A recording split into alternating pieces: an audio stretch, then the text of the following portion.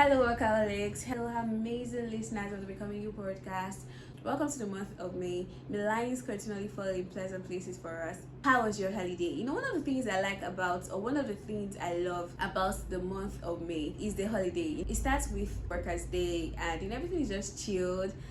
So how was Workers' Day on your end? Were you given a break from work? My 9 to 5 hours, freelancers, CEOs, bosses, social media influencers. Were you given a break? Were you able to take a break off work? Or we're just immersed in work that you couldn't even take your eyes off work. For me, I wasn't really able to take a break from working or from doing something. In fact, I saw the day as an opportunity to get more things done. So I was actively working. Let me know how your Workers' Day went and how your week is going in the comment section. Talking about Workers' Day, I was randomly thinking about the process of getting a job. It can be very, very rigorous and emotionally tasking. It starts from the job search, that phase where you're trying to get jobs everywhere and anywhere, on LinkedIn, on Indeed, on Twitter. I have looked for jobs on Instagram. There's that phase. Then there's the phase of getting your CV prepared, getting your CV tailored to fit into every job you're applying for. You're trying to get your CV in check, you're trying to get your cover letter in check. I really don't like all those things. But there are things we have to do here to get the job. Then there's the next phase, the application phase. The more jobs you apply for, the more chances you have of actually getting a job. So you just try to just apply.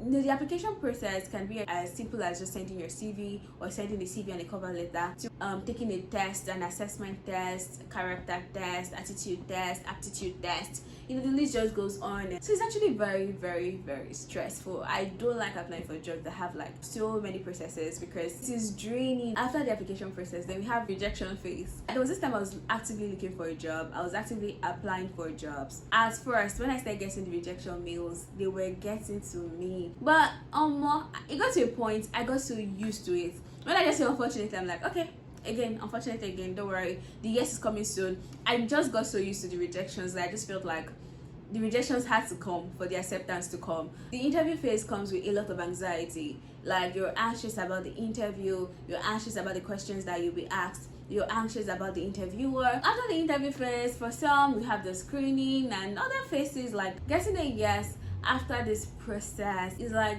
seeing the light at the end of a dark tunnel. Getting a yes is like victory. When I got my first job, it felt so surreal. I didn't tell anybody till I signed my contract. I got the job and I was like, okay, could this be true? Is this a prank? Until I signed the contract, then I felt like, oh, okay, this is really happening. Then I started telling my friends. For some of us, getting a job is like, wow, we tell everybody, we give testimony in church. That yes means a lot to us. Now imagine discovering after this whole process, joy, the excitement, the fulfillment that comes with getting a yes. Imagine discovering after all this that the job is not actually what you thought it was going to be. The job is not giving you the satisfaction you thought it was going to give you. The job is not giving you the excitement that you thought it was going to give you. It's not making you feel how you thought it was going to make you feel. Rather, it's a toxic workspace. So how do you go about surviving this kind of phase? In today's episode, we're talking about toxic workspace and how to actually survive it. Now let's dive into the conversation of the day. Right before we dive in, let's hear what these amazing people think of the adulthood phase. Adulthood is responsibility. Adulthood is complicated. Adulthood is growth. Adulthood is maturity. Adulthood is being independent. Adulthood is stressful. Adulthood has been confronting. Adulthood is draining. Adulthood is decision making. Adulthood is resilient. Adulthood is overwhelming. Adulthood is fun and adventurous. Remember, I'm not here to demonize this phase, but to say it as it is. Working in a toxic environment is so counterproductive. It's so frustrating because you're trying to get things done and your efforts are not even being noticed, they're not even being seen. You're trying to do things and all you get in return is somebody disregarding your work, disregarding your competency, reminding you of how your job is a favor and not something you worked hard to get. Working in a toxic environment is not good for anybody. It's not good for you as an employee, it's not good for your company because you won't even be able to put your all into it. The toxicity of workspace comes in different forms and different levels. To state a few, firstly, a toxic workspace is that space where your efforts are not seen, are not recognized, and you're not appreciated. I am a very passionate individual. When I got my first job, I was so excited. I loved the job. In fact, the company's vision, the company's mission, the company's goals, they became mine because I felt like the company's win is my win. The company's losses, I could also count them as my losses too, because in a way they will affect me, they will affect the productivity of a team. So I was really passionate about the job. I carried the job in my head like this. I used to work on weekends. I used to work overtime. Like, I really did love the job. I was just trying to do everything to make sure like things were going smoothly. I was trying to do everything to make sure things were going fine. Then I noticed that the fire started burning low when I wasn't getting any form of recognition and I wasn't getting appreciated in any way. Yes, nobody sent me, but it lead to, oh, you got this done, well done, thank you, would do. But I wasn't getting that. There was no Christmas bonus, there was no Christmas package, there was no, because it was actually a remote job, so we can't even do hangouts, okay? But like package, bonus, there was nothing. There was no incentive to keep the fire burning. There was nothing to keep me gingered. Gradually this fire started to burn low and I stopped working weekends. I removed that one first. Secondly, I stopped working extra time. I stopped immediately. It's 5, I sign out, and that's it. Then gradually I started looking forward to signing out from work because I got tired. Like, I was just looking forward to just leaving the job, and that was a point where I was like, okay, I think I've had it up to here. I do not like this job in any way. And yeah, I wasn't passionate about it anymore. Then working in a space where you don't feel appreciated, when you don't feel recognized, is actually a toxic space because it would affect your productivity, it would affect your dedication as a person. Also, a toxic workspace is that space that can be characterized with a lack of communication. Nobody's talking to anybody. A toxic workplace is that space that is very cold. Like, you're coming to work, nobody cares about anybody, nobody's greeting anybody.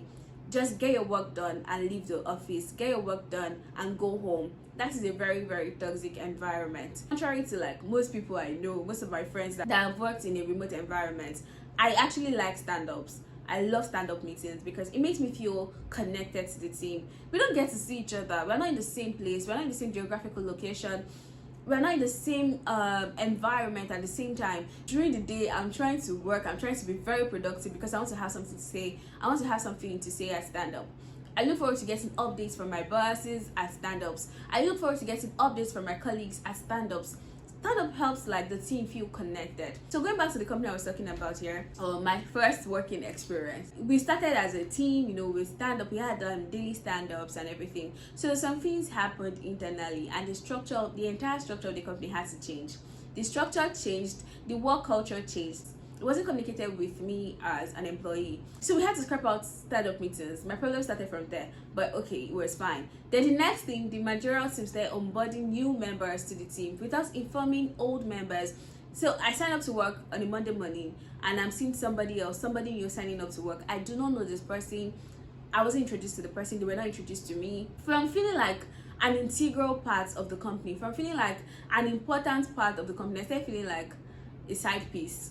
I started feeling like I wasn't important. I started feeling like I wasn't supposed to even be there. I started feeling like a mere employee. I was too emotional about the company. I was too passionate about the company. So it was really hard detaching myself from the company. It was really hard for me to remind myself that, okay, for this person, for the team, for the managerial team, it's all about the money, it's all about the profit, it's all about the profit, it's all about the money. They are not really concerned with your growth as a person. They're not really concerned with your input to the company. They just want money. I had to start working on resetting my brain, resetting my view on life to see things from that angle, to see it as a transaction in which I was offering my services purely for the money. A toxic workspace is also that space where you're constantly subjected to emotional and verbal abuse.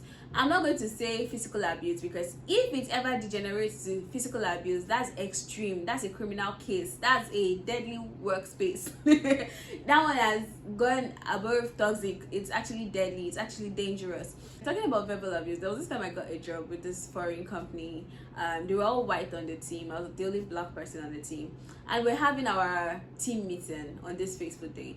While we're having the team meeting, then the boss just took note of me and he said, he was supposed to round up the meeting, and during the speech he said that he liked my shade, my complexion, that was rhyming well with the background, you know, I was blending into the background. He loved the fact that I was blending into the background. Friends, can you guess the color of the background? The color of the background was green, and mind you, I wasn't wearing a green top. I was wearing a white and black shirt. I remember vividly. The color of the background was dark green, and he said I was blending into the background, and I was like, really? I found the comments racist. I wouldn't even lie. I found the comments racist, and I felt really bad about it. And I had to resign from the company after a month because I didn't feel accepted. I didn't feel like an integral member of the team. I didn't feel respected. And aside from that, the boss was very abusive. Like, he uses the F word a lot during meetings. In order to make just the sentence, he can use the F word like 5 to 6 times. I didn't stay in that job for a month. I had to leave because things were going south really quickly. Aside from the work culture and bosses making a particular space toxic, your colleagues, your co-employees can also make a workspace toxic. They can make the workspace toxic by being overly competitive. When you're working with people that see everything as a competition, trust me, it will get so frustrating at some point, because rather than working towards the success of the company, rather than working as a team, everyone is trying to work for their own success, work for the failure of the other person. I don't know if you get me.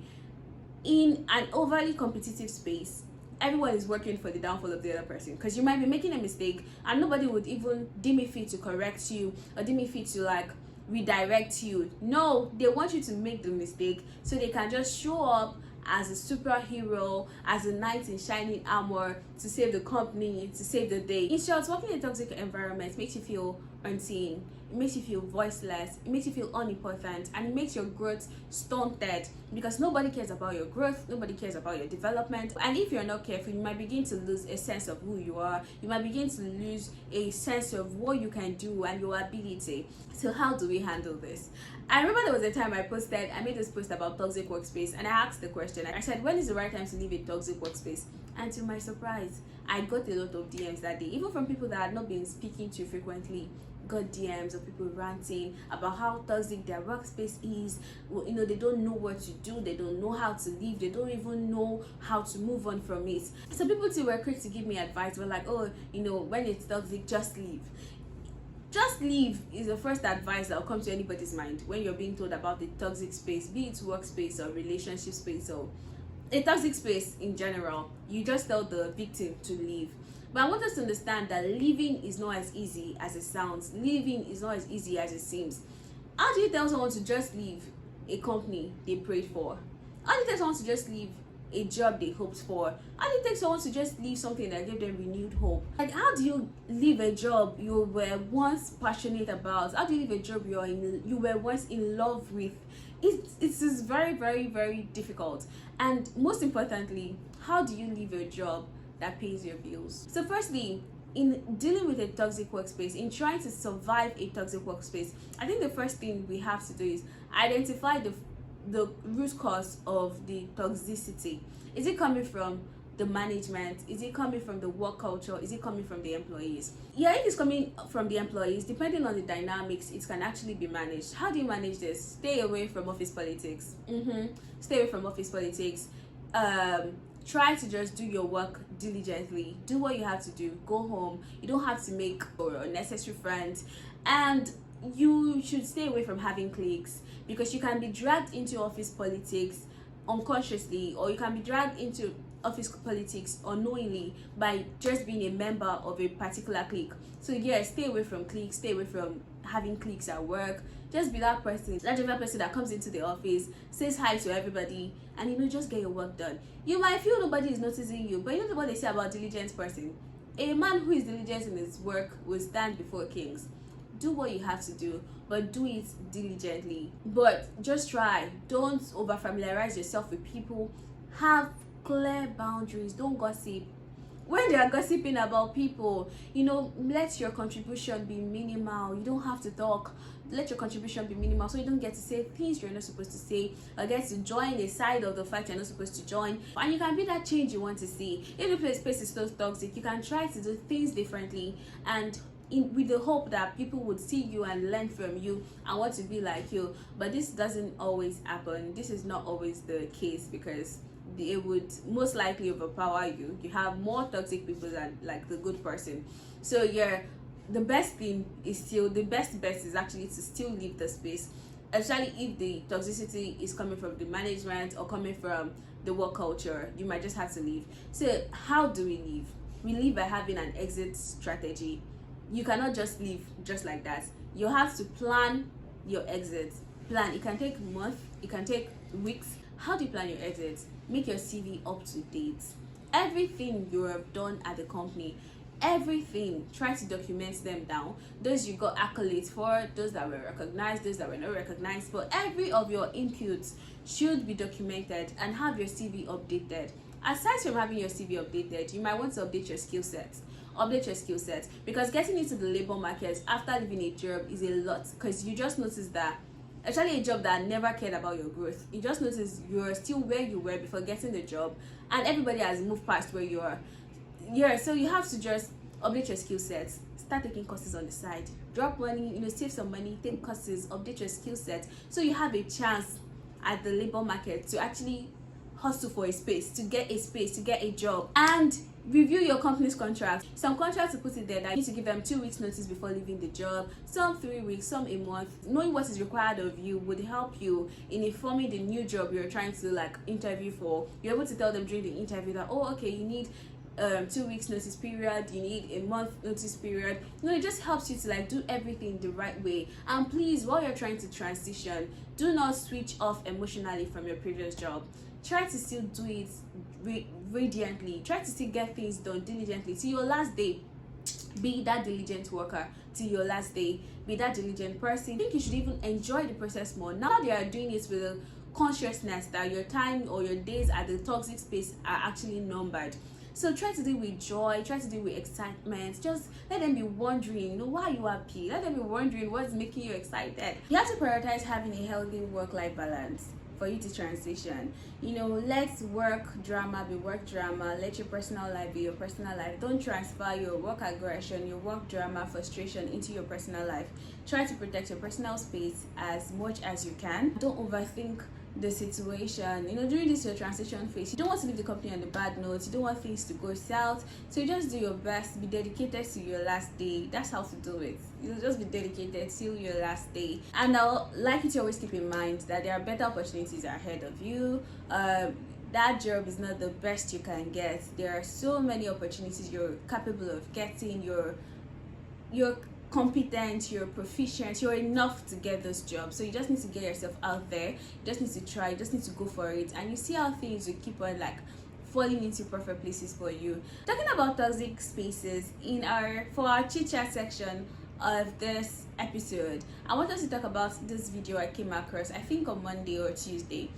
So it was a video of a guy ranting bitterly about ladies' gym wears.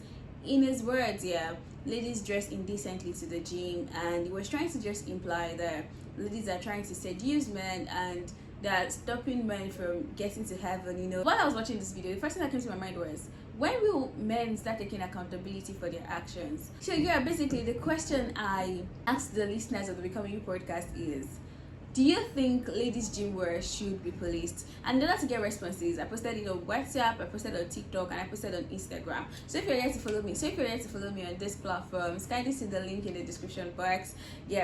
And I got some responses. I'll be sharing 2 of the voice notes I got, and I'll be reading one of the texts I got. Everybody has an agenda for doing what he or she wants to do. Okay. And I really understand, because I go to the gym also every day, right? And I understand when ladies are going to the gym and then they put on.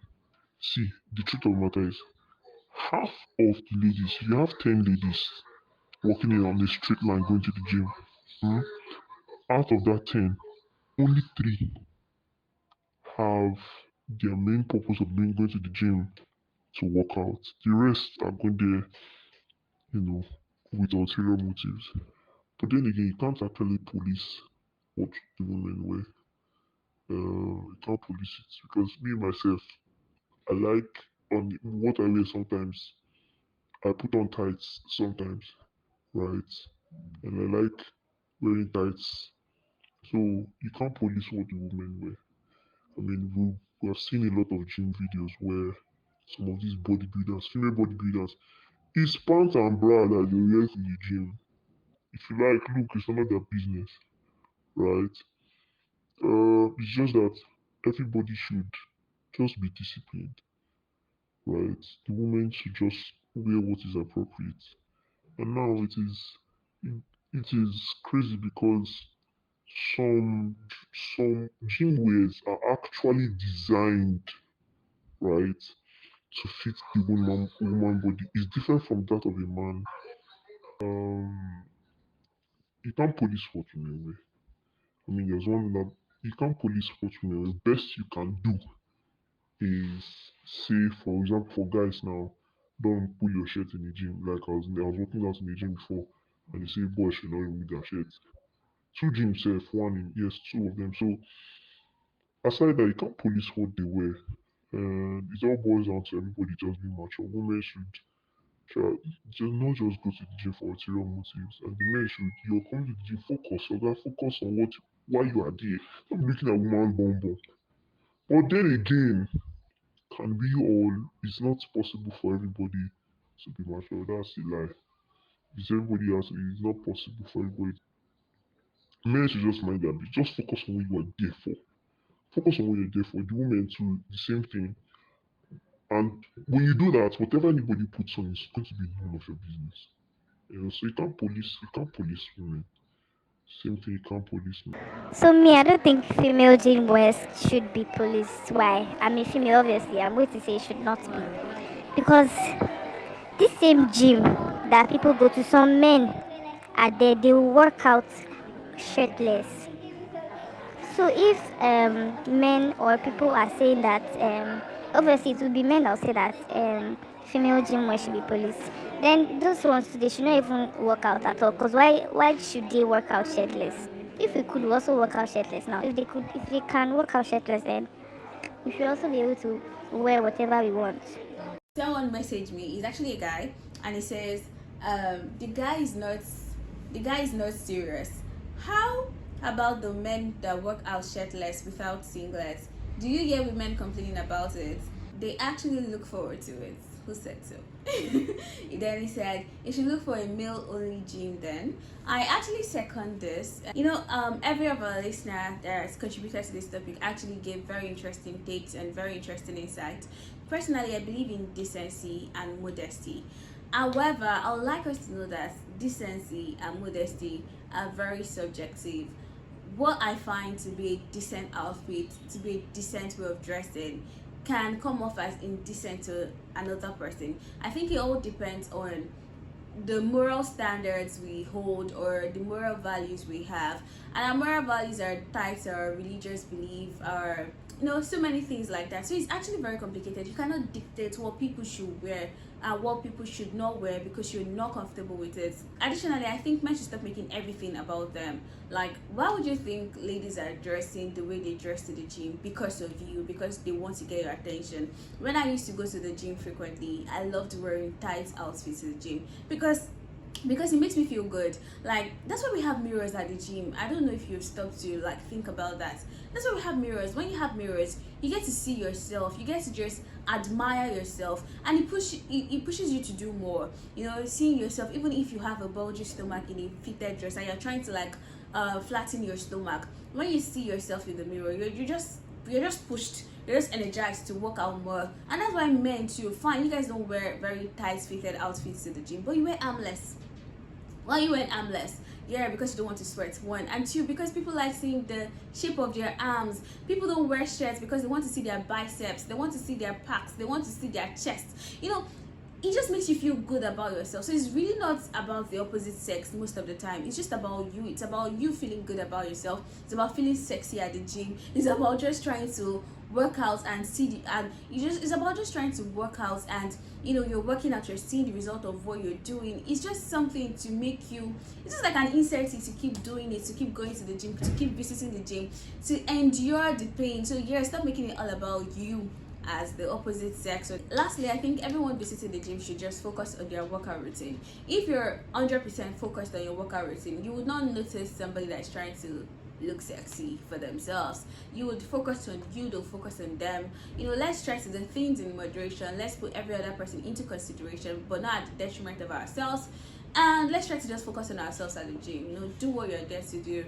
Work out, lose weight if you're there to lose weight, stay fit if you're there to stay fit. Just focus on you. Be more disciplined. Like, let all of us be more disciplined, and let's take responsibilities for our actions. If you're getting distracted, it's on you. Go to the gym with headphones, focus on you. And even having this conversation in the first place is actually a way of making the gym an uncomfortable place for women. I hope you know that, because I can imagine going to the gym or seeing somebody that goes to the gym with me complaining about these things online. Then I wouldn't be able to even do it. Affects me psychologically, because I'll be unable to do my routine normally because I'm trying to squat and I'm thinking of the other person. Oh, what do they think I'm trying to seduce them? What if I'm not bending the right way? What if somebody's looking at me? Like, please, like, we fought so hard to be comfortable in public spaces.